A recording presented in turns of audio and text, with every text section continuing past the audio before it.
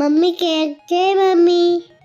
So మా baby daily అడుగుతుంది mummy cake చేయని. ఇది వింటర్ ప్లస్ తనకి కోల్డ్ కాఫ్ ఉంది కదా, ఆలోచించాను. బట్ మనకి ఎలాగో 500 సబ్స్క్రైబర్స్ అయ్యారు కాబట్టి పనిలో పని అని చేసేస్తున్నాను. మీకు నచ్చిన ఫ్లేవర్ బిస్కెట్ తీసుకొని దాన్ని పౌడర్ చేసుకోండి. And 1 spoon baking powder. Milk అనేది చూసుకొని యాడ్ చేసుకోండి, ఎందుకంటే లూజ్ అయిపోతే ఇబ్బంది అవుతుంది.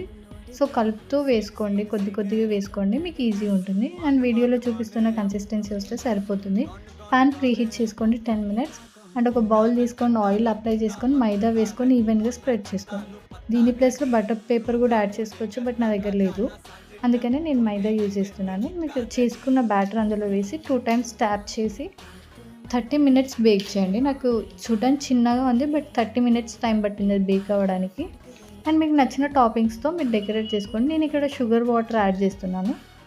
అంతే, స్పాంజ్ కేక్ రెడీ.